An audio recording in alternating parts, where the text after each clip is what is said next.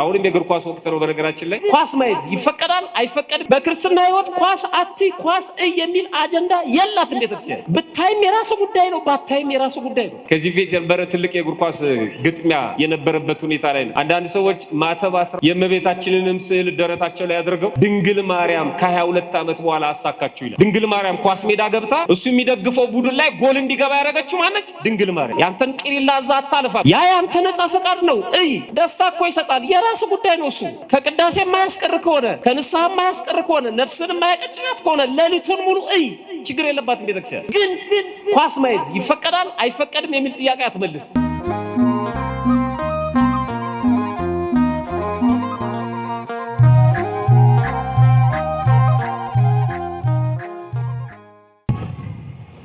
ደክሞኛል ፈቃድ፣ እርቦኛል ፈቃድ፣ እንደዚህ ሆኛለሁ ፈቃድ አይጠየቅም። ጊዜ ፈቃዱ አንዲት ናት፣ አንድ ጊዜ ብቻ ፈቅዷል። ልመልሳችሁ፣ ማንም ሰው መጥቶ እዚህ ቃለ እግዚአብሔር እንዲሰማ እግዚአብሔር ያልፈቀደ ይመስላችኋል? ያልፈቀደ ይመስላችኋል? ወደ ቤተክርስቲያን እንድንመጣማ ፈቅዷል። ቃለ እግዚአብሔር እንድንሰማማ ፈቅዷል። ለማ ለሁሉም ለቀሩትም ፈቅዷል። ታዲያ ለምንድን ነው እናንተ ስትመጡ እነዛ የቀሩት? እናንተ በነፃ ፈቃዳችሁን የመጣችሁት፣ ነፃ ፈቃዳችሁን ተጠቅማችሁ ትራንስፖርት አውጥታችሁ ግማሽ መንገድ በእግር ከመስሪያ ቤት በጊዜ ወጣችሁ ቀጠሮ ይዛችሁ ስለፈቀዳችሁ ነው የመጣችሁት። ግን የእግዚአብሔር ፈቃድ የለም እያልኳችሁ አይደለም። የእናንተ ፈቃድ ከእግዚአብሔር ፈቃድ ጋር ቀላቀላችሁ። የእናንተ ፈቃድ ባይኖርስ መምጣት ትችላላችሁ? አትችሉም። በደመና አፋፍሶ አስሮ አያመጣችሁም እግዚአብሔር። የእናንተን ፈቃድ ተጠቅሞ ከሱ ፈቃድ ጋር ቀላቀላችሁ። የነዛስ የእግዚአብሔር ፈቃድ አለ፣ የነሱ ፈቃድ ግን የለም። አልመጡ ነገ አስቀድሳለሁ ብሎ ሊሆን ይችላል። እየመጡ በርጋ ሲደርስ የሆነ ሰው ደውሎ የት ነህ? ገብርኤል ልገባ ነው ና እባክህ አንድ ሁለት እንበል ሲለው በቃ ጥፍ እና እግዚአብሔር አልፈቀደለትም። እዚህ ከመጣ በኋላ ራሱ የሚያንቀላፋል አይደል? እግዚአብሔር ስላልፈቀደለት እዚህ መጥቶ ስልኩን የሚጎረጉር አለ፣ የማይሰማ አለ፣ የሚያወራ አለ። ስላልፈቀደው እግዚአብሔር ራስህ ነህ፣ ያንተ ነፃ ፈቃድ ነው የሚያንከባልል። እግዚአብሔር በነፃ ፈቃዳችን አይደራደርም። መቅደስ ውስጥ ስናወራ ቤተ መቅደሱን የወሬ ቋት ስናደርገው ስናማ ስንተች ለምን ዝም ይለናል? የነፃ ፈቃድ አምላክ ስለሆነ ነው። ጣትን ሊቆለመመው ይችላል፣ ምላስን ሊጠቀልለው ይችላል። እግዚአብሔር ምድር ተከፍታ እንድትውጠል ሊያደርግ ይችላል። በፈቃዳችን ስለማይደራደር አሁን እየተማራችሁ ብድግ ብላችሁ ልትወጡ ትችላላችሁ፣ መብታችሁ ነው። በሕግ አምላክ ቁጭ በሉ ብሎ የሚያስተምር አስተማሪ የለም። ፈቃዳችሁ ነው። የእናንተን ፈቃድ ያከብራል እግዚአብሔር። አዳምን ሲፈጥረው እንደሚበድለው ያውቅ ነበረ። ለምን ፈጠረው ይላሉ አንዳንድ ሰዎች፣ ክፉዎች ናቸው እንደዚህ የሚሉት። እኔ ደግሞ በጣም የሚደንቀኝ በግልባጩ አስቡት፣ እንደሚበድለው እያወቀ እንዴት ፈጠረው? እንዲህ አይነት ቸርነት አለ? በጥፊ እንደሚመታው እያወቀ ፈጠረው። ከዚህ የበለጠ ቸርነት አለ? እናንተ ይህን ዕድል ትሰጣላችሁ? እግዚአብሔር የፈጠረው ሮቦት አይደለም፣ ሰው ነው። ሊበላ ሲል እጁን ሽባ ማድረግ ይችል ነበረ፣ አልነካውም። ግን ቀድሞ ነግሮታል፣ ከዚህ እንዳትበላ፣ ለምን ትሞታለህ። በቃ አለቀ። ኮንሲኩዌንስ ውጤቱንም ነግሮታል። ክልከላ ብቻ አይደለም፣ ትሞታለህ። ከዚህኛው ብላ። የሚገርማችሁ ብላ የተባለውና አትብላ የተባለውን በሚዛን ብታስቀምጡት ብላ የተባለውን የሚበልጠው ወይስ አትብላ የተባለው? አትብላ የተባለው አንድ ነው። ብዙ ሰው የሚቸገረው በዚህ ጉዳይ፣ ብዙ ተሰጥቶት ስለ አንዱ ነው ማተቡን የሚበጥሰው፣ ስለ አንዱ ነው የሚቆነጠነጠው። የሰው ፍላጎቱ ነው። ገለበጠውና በፊት አትብላ ነበር፣ አሁን ደግሞ ብላ። ስጋዬን የበላ ደሜን የጠጣ ምን ያገኛል? የዘላለም ሕይወት። ያኔ እቺን የበላ ይሞታል ነበር ያለው። አሁን ደግሞ ይሄን የበላ ይድናል። አሁን ደግሞ ሰው ምን አለ?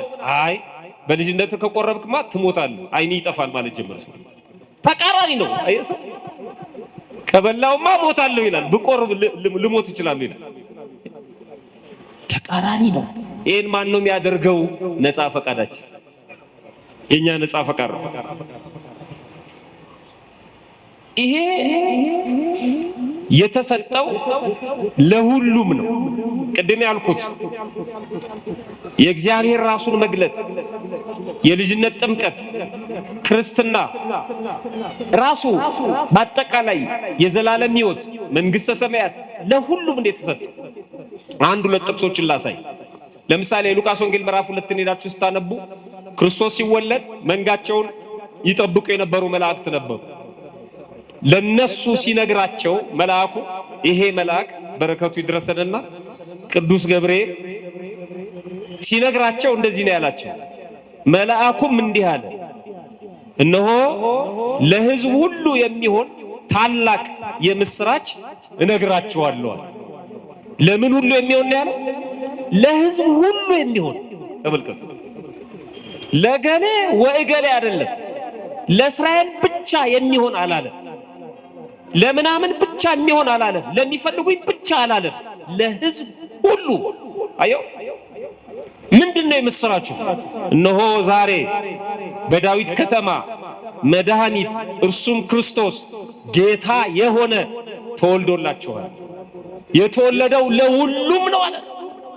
ግማሹ አሳደደው፣ ግማሹ ሰቀለው፣ ግማሹ ምራቅ ተፋበት፣ ግማሹ በጦር ጎኑን ወጋው፣ ግማሹ በገመድ ጎተተው፣ ግማሹ ነብይ ነው አለው፣ ግማሹ እንደ ኦሾ አንድ ፈላስፋ ነው አለ፣ ግማሹ የዮሴፍ ልጅ ነው አለ። በቃ መብቱ ነው አለ። ለሁሉም ነበር የመጣው፣ ሁሉም አልተቀበሉትም። እንደውም የገዛ ወገኖቹ ገፉት እንጂ ለሁሉም ነው። አድሎ አልተደረገም። በማዕከለ ምድር በቀራንዮ የተሰቀለውም ለዚህ ነው፣ ለሁሉም ነው። መጽሐፉም እንደዚህ ነው የሚለው። የዮሐንስ ወንጌል ምዕራፍ 3ን ስታነቡ በእርሱ የሚያምን ሁሉ የዘላለም ሕይወት እንዲኖረው እንጂ እንዳይጠፋ እግዚአብሔር አንድያ ልጁን እስኪሰጥ ድረስ ዓለሙን እንዲሁ ወዷል። ሁሉንም። ቅዱስ ጳውሎስ ለጢሞቴዎስ በጻፈው መልእክት ላይ አንደኛ ጢሞቴዎስ ምዕራፍ 2 ቁጥር 6 ላይ ራሱን ለሁሉ ቤዛ አድርጎ ሰጠ ይላል። ራሱን ለማን? ለሁሉ። ግን ይሄንን የተቀበሉ ሰዎች ነፃ ፈቃዳቸውን ተጠቅመው ይሄን የተቀበሉ ሰዎች ዳኑ ማለት ነው። ለምሳሌ ልመና ላይ ይሄን አርመን ማለፍ አለብን። እርስ በርሳችሁ የምትነጋገሩታል። እኔ ገብርኤልን ነገርኩት ምንም ሊሰማኝ አልቻለም፣ እስኪ አንቺ ንገሪልኝ የምትሉ ሰዎች የላችሁ? ደግሞ እሷ ትቀበልና እኔማ እንደ ጓደኛ ነው እኮ የሚያወራኝ እነግርልሻለሁ ችግር የለውም የሚለው አለ። አቤት ቅጥፈት! በጣም ይገርም እኮ ገብርኤል ደላላ አይፈልግም። በነገራችን ላይ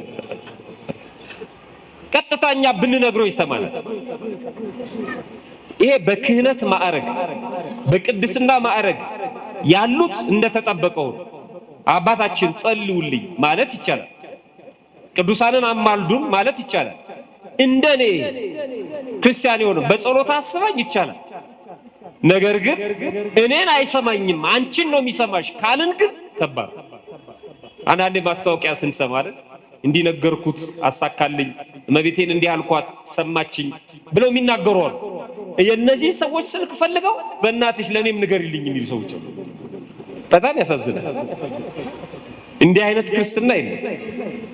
እግዚአብሔር አንቺን የማይሰማ ሌላውን የሚሰማ አድሏዊ አምላክ አይደለም።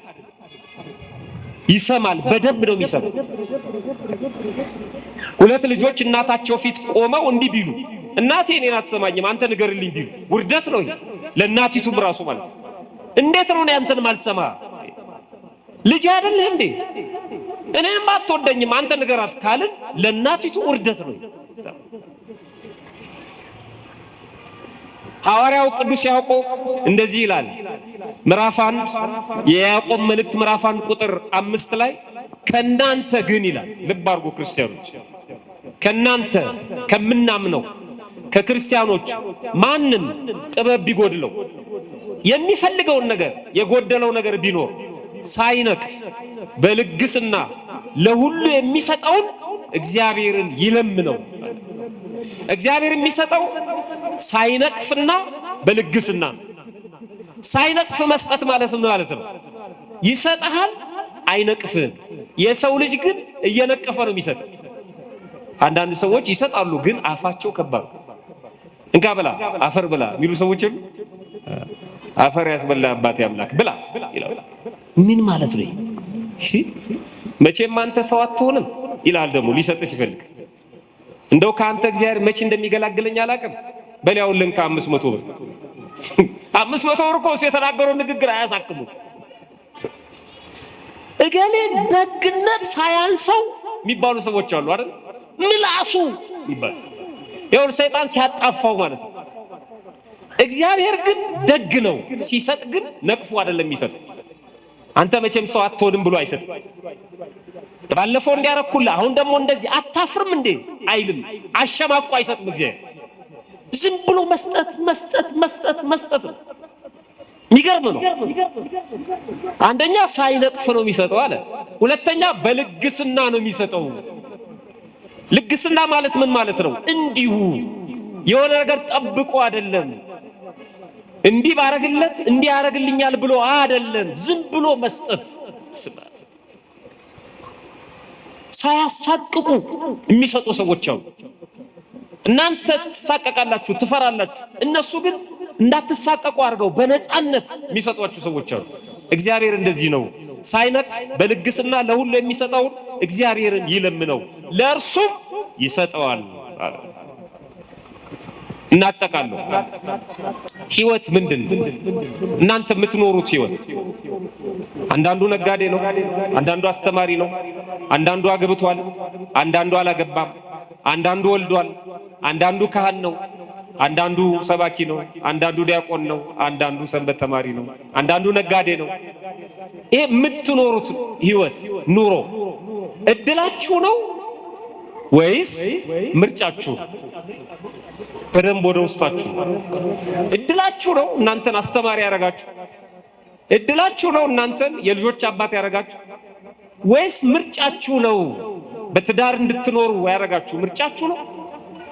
የምትኖሩት ህይወት ምርጫ ነው ወይስ እድል ነው?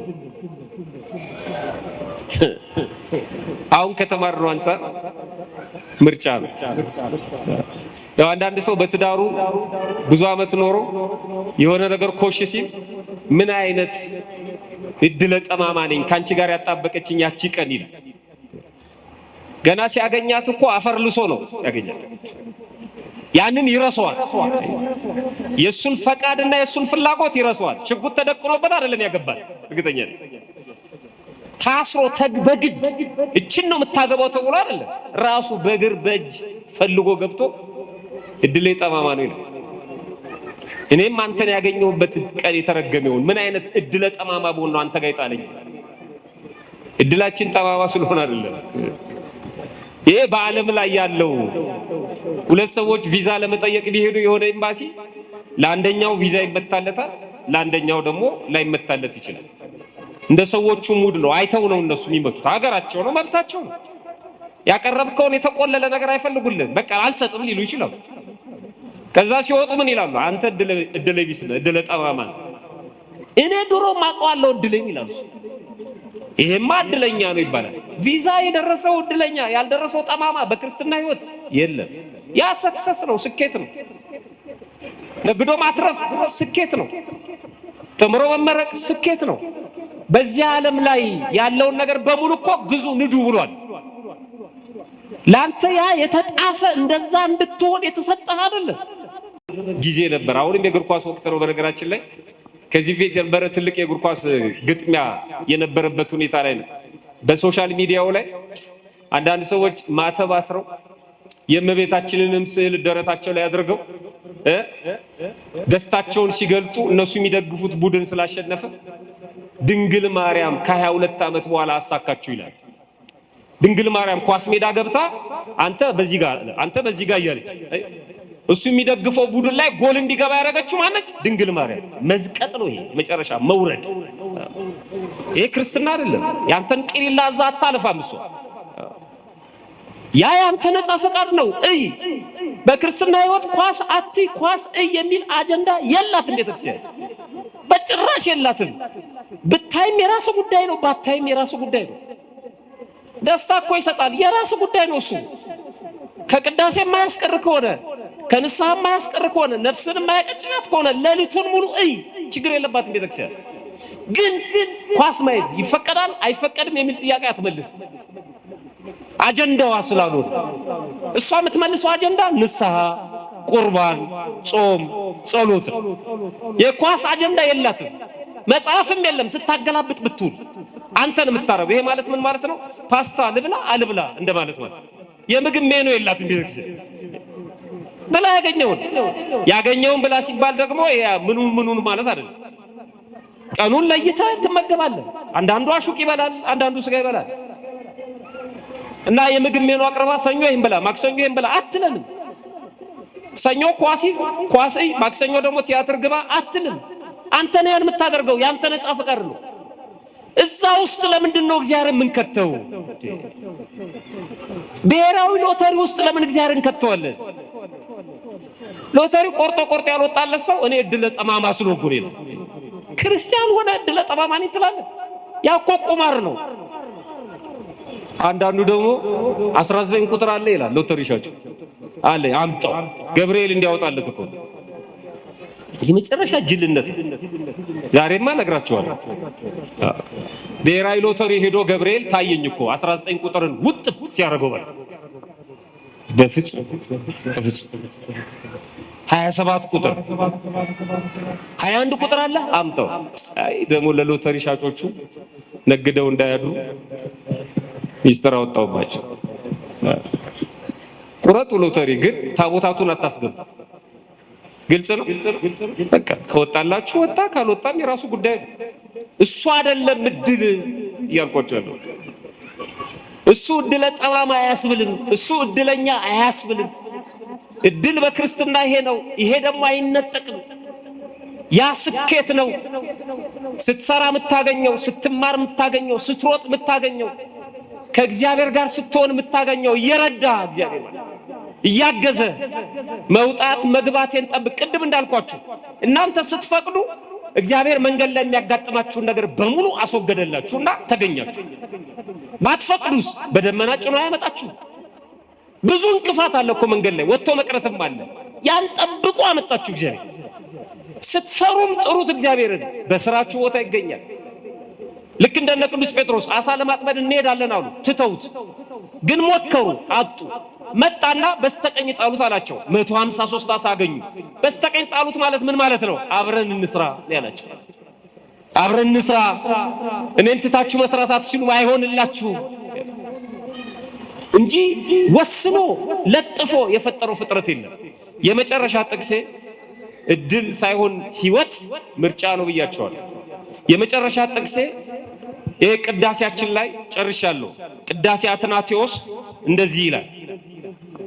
የህፃናትን አፈጣጠር አወላለድ ከዚህ ጋር በተገናኘ ነው የ40 ቀን እድል የሚል ንባብ ስላለ ብዙ ሰዎች የሚጠቅሱት።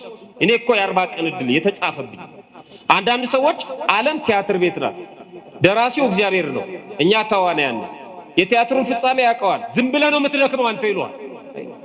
ተወስኗል ዕጣ ፈንታ ይላሉ። በጭራሽ አልተወሰነም። የእኛን ዕጣ ፈንታ ያውቀዋል። አዎ ያውቀዋል። ማወቁ ኃጢአት አይደለም። ወስኖብናል ግን አልወሰነብንም። ቢወስንብንማ ለምን ቁጭ ብለን እንማራለን? ቢወስንብንማ ለምን ቤተክርስቲያን ተሰራች? ለምን ወረደ? ለምን ስጋውን ቆርሶ ደሙን አፍስሶ አዳነን? ከወሰነ የወሰነው ነው እንደሚያድነው እግዚአብሔር። የኛ ነፃ ፈቃድ አለ። ቢወስንብን ማኖሮ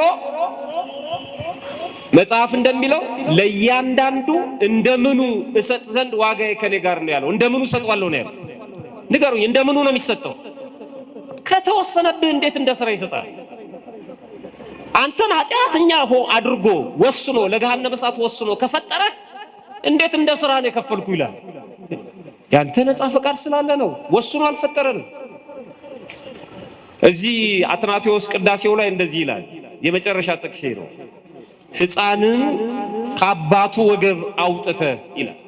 ከአባቱ አብራክ ሕፃናት እንዴት እንደሚሰሩ ሲነግረን ገና ሳይንሱ ሳይነግረን በፊት በመንፈስ ቅዱስ ተቃኝተው አባቶቻችን ሕፃኑን ከአባቱ ወገብ አውጥተ ወደ እናቱ ማህፀን የምትልከው ሆይ ይላል እግዚአብሔር። የሚጀምረው ከአባት አብራክ ነው።